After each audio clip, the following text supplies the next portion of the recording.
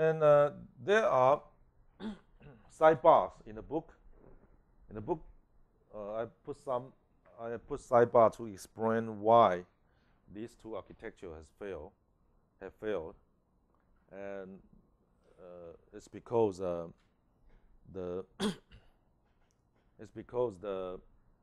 statefulness. As you can see that the router has a lot to memorize. For example, the router in the insert, the router needs to memorize what?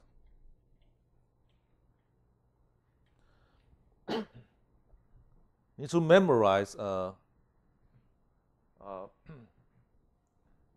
5 tuples for each floor. It needs to memorize the 5 tuples of each floor, so that when the packet comes, I can do the classification to decide where the packet, which queue the packet belongs to. So the router needs to memorize the 5 tuples for each floor, and also the router needs to maintain the per floor queues. If there are 100 floors, I maintain 100 queues. If there are 500 floors, I maintain 500 queues. So it's very stable. And the router needs to memorize what? Because I do policing. I need to I need to memorize the traffic parameters. I need to memorize the peak rate, mean rate, burst length of each floor. Okay, in order to do the policing. In DiffServ, we also need to memorize something. The edge router needs to again memorize the 5 tuple so that it can do classification here, and it also needs to memorize how much bandwidth has been allocated for the class. I mean, how much bandwidth for the class, so that I can do the scheduling, per class scheduling here. So they all need to memorize either per floor information or per class information. So that's the reason why it's too many states to keep track by the routers. Another reason is we have seen the RSVP, right? The RSVP protocol, which is a signaling protocol for the traffic source to inform the network. It's a traffic parameter and also the performance requirement. But that is the new protocol. And who is going to use the protocol? The application, right? The application needs to use the protocol, send the protocol message of RSVP, telling the network I have this peak rate, mean rate, and burst length, and I want EF service, guaranteed service, or AF service with priority in latency and loss. Okay, and this needs to be put into the RSVP message. Then you need to do what? But now the application for even the voice over IP or streaming application, they don't specify they don't know how much traffic they will send. They are bandwidth consumer, but they don't know how much bandwidth they will consume. They don't know. They don't know how to specify the peak rate, mean rate, burst length. So they don't. And if you want them to specify, you need to modify the program of these applications, which is too difficult. So that's a second reason why it failed, because you need to change the application so that they can issue RSVP messages. And in issue RSVP message, you need to specify the peak rate, mean rate, burst length. Okay, so and that's a problem. We don't know how. The application programmer does not know how to fill up peak rate, mean rate, burst length. So that's the second reason it failed. even though it failed, there are some mechanism that partial solution that could work well. So we will look at them. Actually, 3 or 5. We'll look at some of them. We're not looking at the QoS routing. We look at 5 of them. First of all, the machine control. The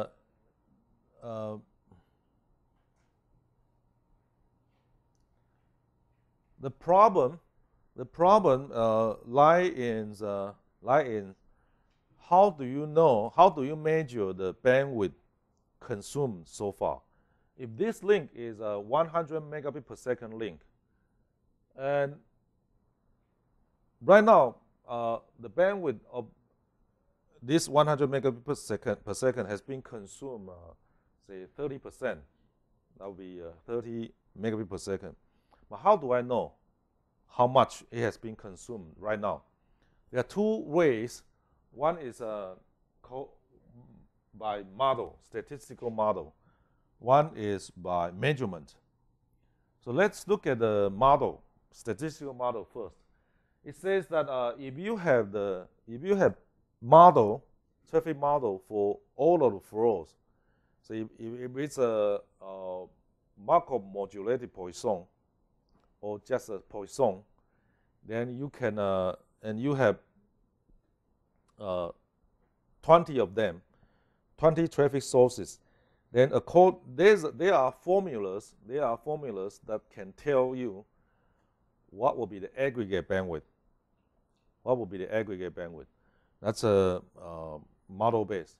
So that's based on calculation. And another way is based on measurement. I measure what had been consumed, how much bandwidth is being consumed.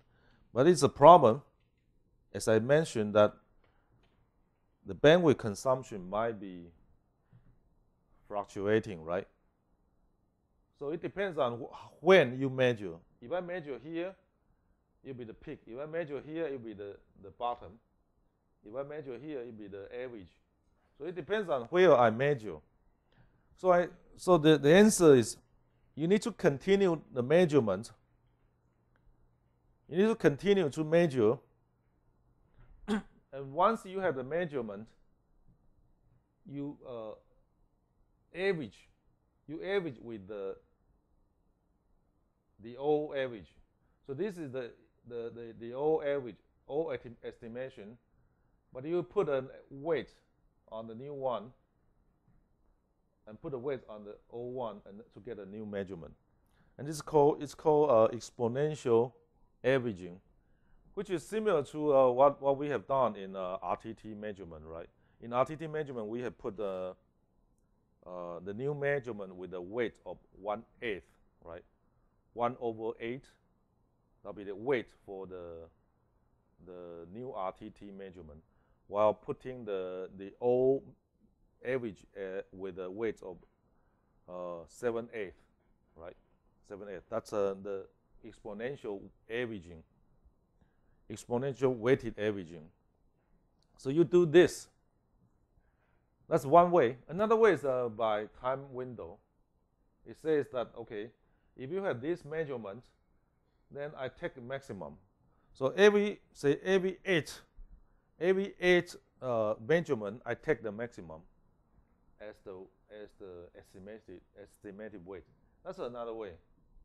And there are works that comparing these.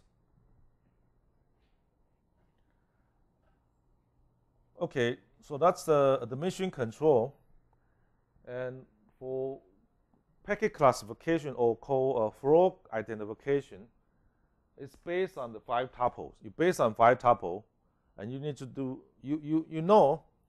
you have known the 5 tuple of all the flows, and there's a packet coming in which belongs to one of the flows, and I need to do the matching to see which flow it belongs to. And immediately this becomes a space versus speed problem, space complexity or time complexity problem. You could have a giant table, a big table, which you use a lot of space, but the speed is fast. But at the price of having a large space. The space compressor is high, but the time compressor is low. Or you could have a tree structure. A tree structure that would have a concise data structure. So the space compressor is low, but the time compressor will be higher because you need to traverse the tree. So, but in Linux, in TC, this is open source implementation in TC. TC does packet classification by two-level hashing. Hashing in two levels. I think we have seen two-level hashing in some of one of the previous implementation. So here's another one. It says that first of all you take the packet source, destination IP address and destination port number. You take the destination IP address and port number, feed it into the first hash function. So you hash, and then you hash into certain entry, and then you hash again by source IP address and source port number, and then you find and you do the matching there. You do the matching there. So it's a two-level hashing with a reasonable space and time complexity. Both space the space and time is controlled. I mean small.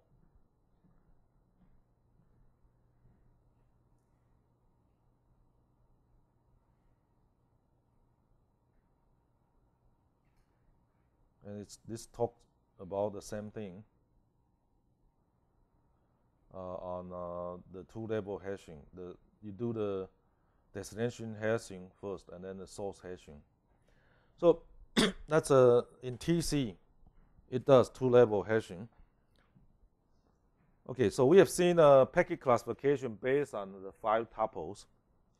The next mechanism to see is the policing. It's sometimes called policer or called regulator. It needs to police that you are actually sending 3 megabits per second or less. You are not exceeding the bandwidth, the mean rate you declared. Or you are not exceed. You declare 3 parameters. One is peak rate, mean rate, and burst length. And this token bucket or leaky bucket mechanism can make sure that your peak rate, mean rate, and burst length won't be exceeded. And here's how. This is a token bucket, sometimes called leaky bucket. Okay, and it has a size, a depth. The size is the depth, B.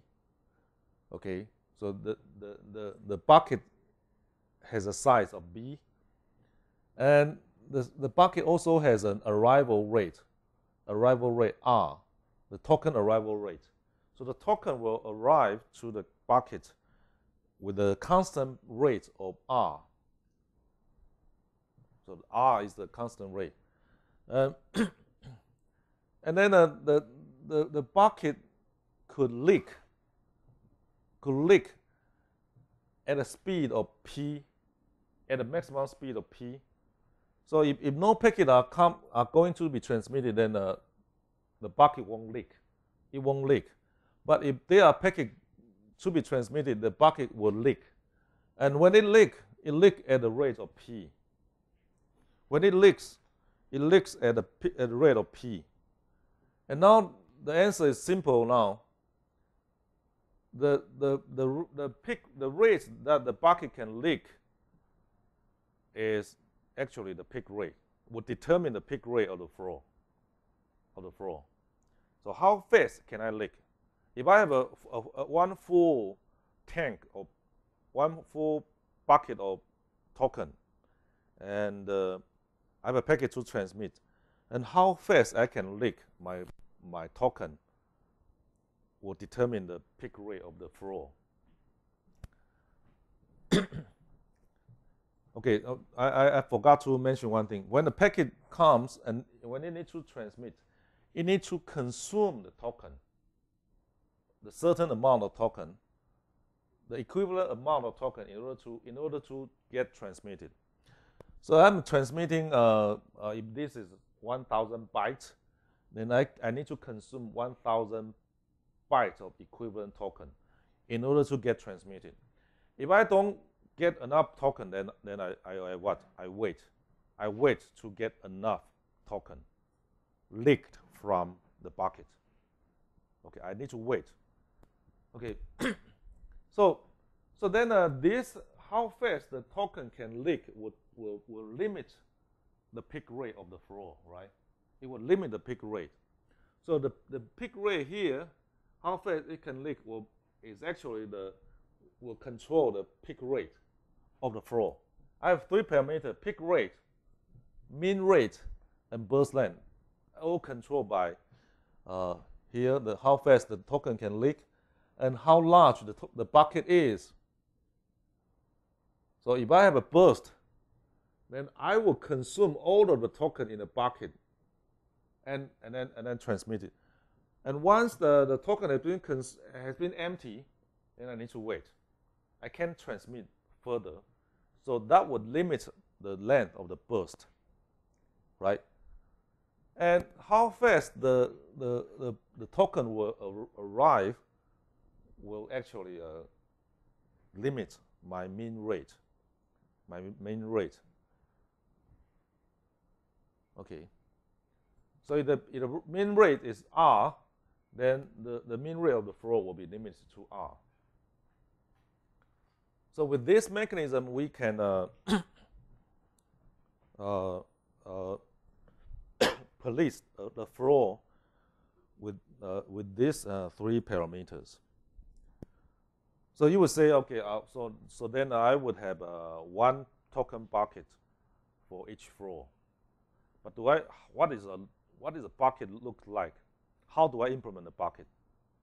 In TC, it does this by when you arrive by calculating how much token you need, how much token I have, how much token I have, how much token you need, and whether you can consume how much time you need to consume the token in order to transmit. Then it would decide whether you can transmit now. So it's only calculated. There's no in TC implementation. There's actually no bucket leaking, no token, no data structure created for token or bucket or this. No, it's a virtual. They only need to calculate how many token accumulated and whether it's enough to transmit this packet. Okay. You don't actually have a timer deciding how much token you want to put. No, you do the calculation only when needed, only when you need to decide whether the packet can leave or when it should leave. And there's an example showing showing how it actually runs. So if this is a packet requiring 10 token, and now it has the bucket, it has bucket size. The bucket has 10 token now, so it's enough to transmit to transmit the packet. However, it takes time to leak the token. So it would take 5 seconds. So it would take 5 seconds to leak the token, right? So to transmit this packet, it takes 5 seconds. So it needs to wait extra 5 seconds from the 10 seconds to 15 seconds. So it waited 5 seconds to be allowed to transmit. Okay, now after that, how many token do I have left in the bucket. I will consume 10. However, during the 5 seconds, 5 new tokens have arrived, right? Because the arrival rate is 1, the mean rate is 1. So during the 5 seconds, 5 new tokens have arrived. So now the bucket have 5 tokens. So now the next packet we need to consume 9 tokens. But I don't have 9 tokens, I have only 5. So it needs to wait. It needs to wait for how long? For 4 seconds more. 4 seconds more in order to get 9 tokens. And when it waits, the 5 token has leaked. Okay, it takes it actually takes 2.5 seconds to leak the 5 token, and also take another 2 seconds to leak the 5 token. Okay, so continue this, you will see how it consumes the token to get transmitted. And it's proved to be effective in controlling the rate. And here in TC, you don't actually simulate. You don't actually simulate the token leaking and arriving. No, you don't. You just calculate. You just calculate the token accumulated, and you just calculate whether the token is enough to get transmitted. Okay, that's the leaky bucket or the token bucket. The next thing to see is the final one, scheduling. And I said this is the key role, the key component in QoS, because providing QoS is actually allocating bandwidth. But how do you enforce the allocation? The bandwidth allocation is actually enforced by scheduler, package scheduler. And there are 2 classes of schedulers. We'll see all the others are variation derived from them, from these 2 classes. Okay, so I'm going to describe these 2 classes. The first one is called round robin, and sometimes also called weighted round robin or deficit round robin. So either deficit round robin or weighted round robin. Why it's not? Why you put a weighted or deficit instead of just round robin? Because every queue is different. Some queue have been allocated 3 mega, some queue have been allocated 5 mega. So they need to be treated differently. So that's why it's weighted round robin or deficit round robin. And here's how it works. So I would take it round robin, and there's a counter which is called deficit counter or credit, either credit or deficit counter. And at the beginning of each round, I would add the credit or the deficit to the counter, and the amount I add depends on the bandwidth allocation for each queue. So, for example, if the bandwidth allocation to the queue is in a ratio of 1, 2, 3, 4, then that would determine the value I add to the counter. So, for example, I add to the counter. Okay, so now this it's like this.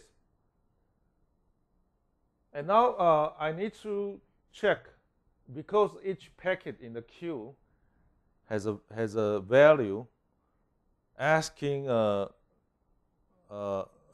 size. These are the size of the packet. The size of the packet. So the size of the packet says that they need to consume that amount of credit in order to get transmitted. So So look at the first queue. In the counter, it's 100, but the first packet is 200 bytes, and it's not enough. So I skip the first queue. Then I take a look at the second queue. Okay, the counter value is not enough to serve the first packet. So I transmit the first packet. And then this will be deducted to 0. And then I cannot serve the next packet in the queue. So I go down to the next. Now this is 300, enough to serve this. So I transmit this and deduct the counter by 200, and now it becomes 100. But not enough to serve this. So I go down to the next. Now this is enough to serve this and also this. So I transmit these 2 packets, and this is deducted to 0. Okay, that finished 1 round. Then I go back to continue the second round. And before the second round, I add value to the counters, and the value I add to the counter depends on the bandwidth allocation for each queue. So here's one simulation where you have this. So you have served. Okay, in the first round, you have transmit for floor 2, 3, and 4. So one from floor 1, one from floor 3, one from floor 2, one from floor 3, and 2 from floor 4. So that's this. So we got this, and the counter value becomes this, and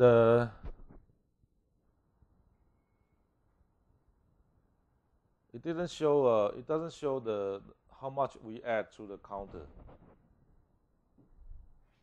Okay, I think it's fully illustrated in the book example. So that's the first weighted round robin or deficit round robin. It's simple.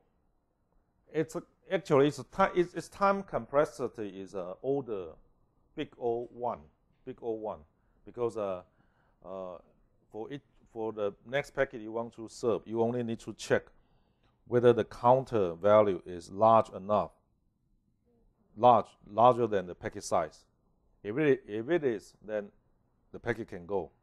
So the complexity for serving each packet is order 1. But you will see the next version, the next algorithm would have a complexity of big O log n, where n is the number of queues. It's simple, but the problem is it's not fair. It's not very fair. Consider this. I have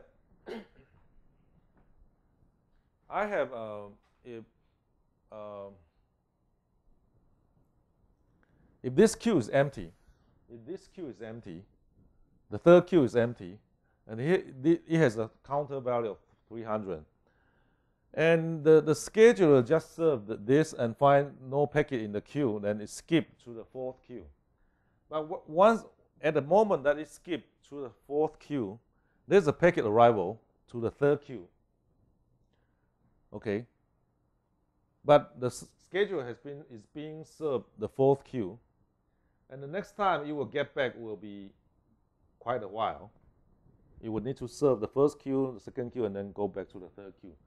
But I just arrive immediately, right after it skipped the third queue, and I have enough counter value to get served. But I just arrive a little bit late, but then I need to wait a longer time, and it's unfair. And it's unfair just because the schedule is so simple that it's round robin. So if you consider the fairness of latency, then you would see according to the calculation, it's not good compared to the next algorithm we see. So that's the disadvantage. The advantage is its compressor is low with a big O1, but the disadvantage is unfairness in terms of latency. So the other algorithm says that, okay, we can do a better calculation. We can calculate actually this when the packet should leave. When the packet should leave according to the bandwidth allocation. The bandwidth allocation. So it says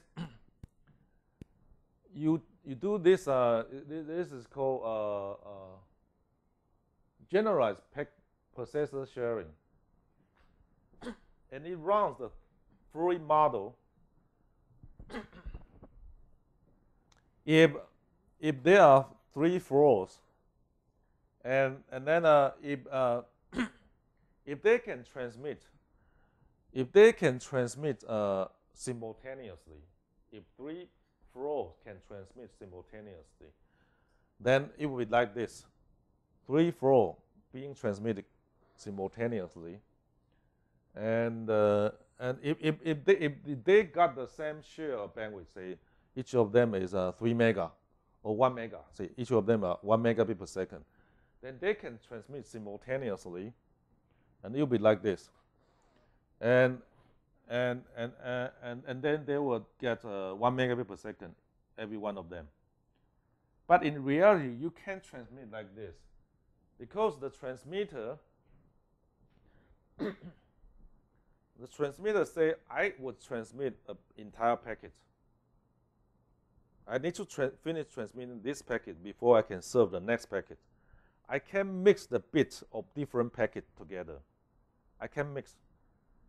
If I'm transmitting this, the transmitter would work like this. I transmit one bit of this packet, and then 1 bit of this packet, and then 1 bit of this packet. Then I transmit the second bit of this packet, second bit of this. Continue this, I transmit this bit of this packet, and then this bit of this packet, and then the next packet. Would that work? Your packet will be what? Sliced into bits, and and the receiver would not get it, because when you transmit a packet, they say you transmit 1,500 bytes. Each bit in this 1,500 bytes need to be contiguous, so that the receiver can recognize them, right? You can't say, okay, I transmit 1 bit of this packet, 1 bit of that packet, and expect the receiver to recognize it. No, the receiver cannot. So in reality, you cannot do this. You cannot do this. No, this is no way. The transmitter and receiver need to work in this way. You transmit this packet first, and you finish this packet, and then transmit the B2 packet, and then transmit the A3 packet, and then transmit the C2 packet, and then transmit the A2 packet, and then transmit B1, A1 packet, and then C1 packet. That's the way it should work. But then, how about this? Since each floor has been allocated 1 megabit per second, can I calculate when A3 should finish its transmission? It work in this model. It work in the fluid model. When is the finish time of A3? When is the finish time of B2? When is the finish time of C3? If I can calculate, because everyone got 1 megabit per second, I know the bandwidth allocated for each floor. So, and I know the packet size.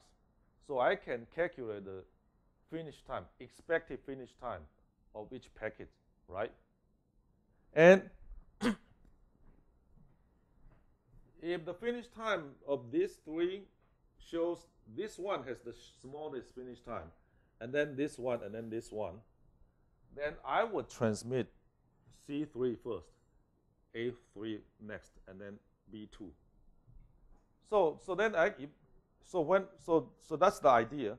When a packet arrives through a queue, we can calculate the expected finish time according to the bandwidth location and the packet size. Okay, and then we stamp the finish time on the packet somewhere. Okay, not inside the packet, but an extra data structure associated with the packet. So we stamp the finish time on the packet. And then once they, so when they arrive, I do the calculation and calculate the finish time for them. And when they queue and then get through the first packet in the queue, then the scheduler will do what? Would just do the comparison to see which finish time is earlier. So it says that I expect to get finished at this time, finish transmission this time, and I expect to finish transmission this time, at this time. So comparing this, I will choose the smallest one. So this one has the smallest finish time, so it should be transmitted next. And then this one will be served, and then the next one will compare this. So this one has the smallest, so it will be transmitted next.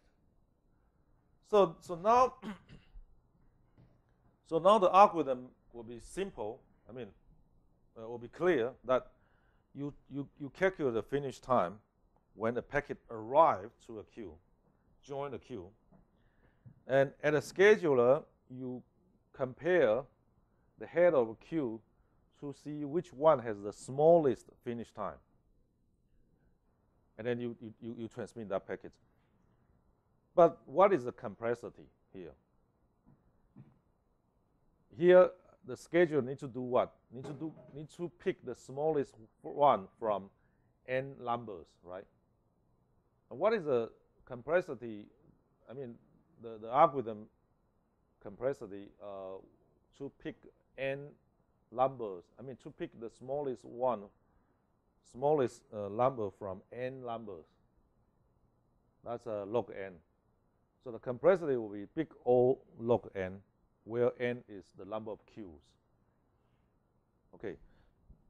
So you need to pay a price of complexity. However, your fairness is better. Your fairness will be definitely better than the weighted round robin we have seen. Okay, so if you look at the formula here, it's a little bit complicated, but the essence is thing I have said.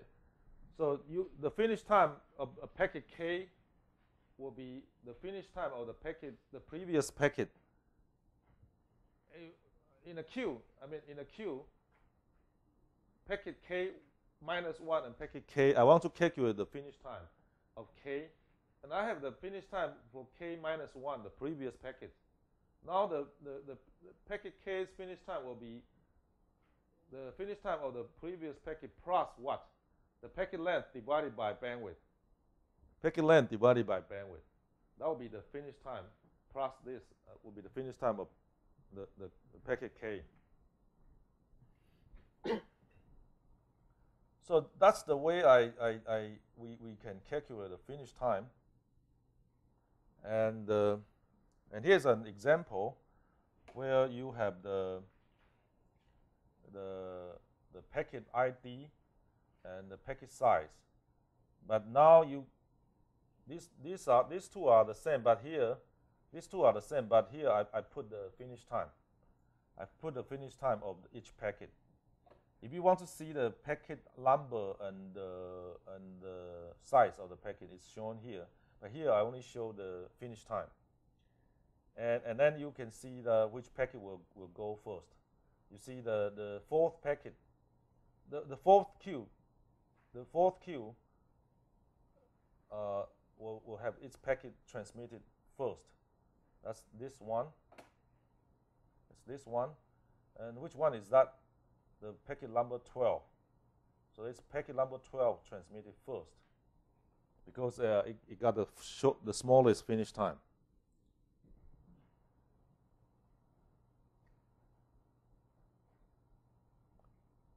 Okay, and it's both algorithm, both round robin and the so-called weighted weighted fail queuing. This is called weighted fail queuing. Both weighted round robin and weighted fail queuing have been implemented in TC. So you can choose which queuing scheduler, which scheduler you want to use. Again, it calculates the finish time here. Finish time, virtual finish time.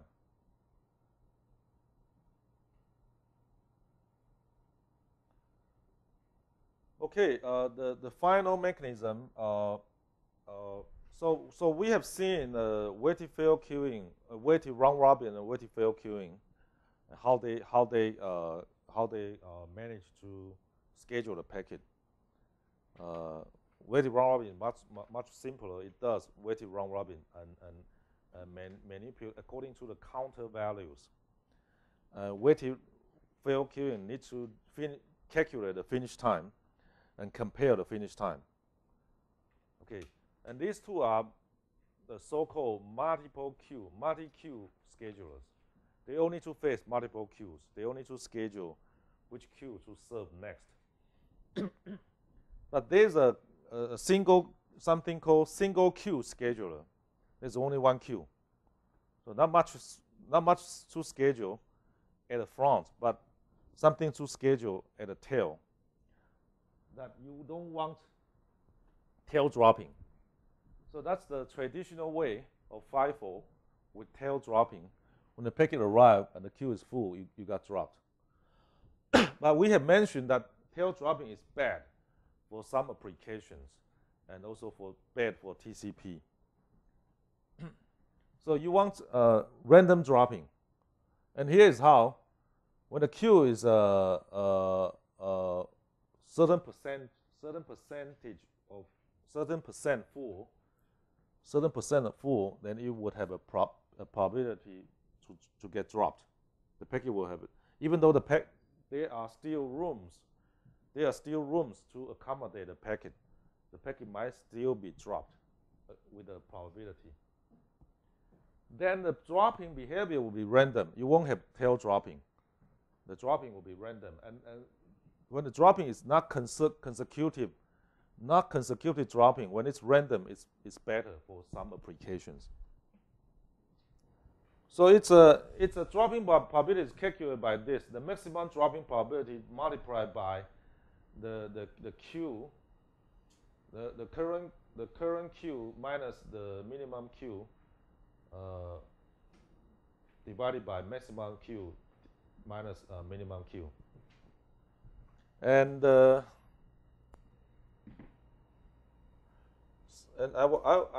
would need to skip this example. You can run through it. Actually, the exercise in chapter 7 asks you to run through. One is scheduling, one is RAID. So you need to run through scheduling and also RAID. I think question number 4 and 13 ask you to run through scheduler and also the random dropping. So you need to run through the example to understand, to better appreciate how it works.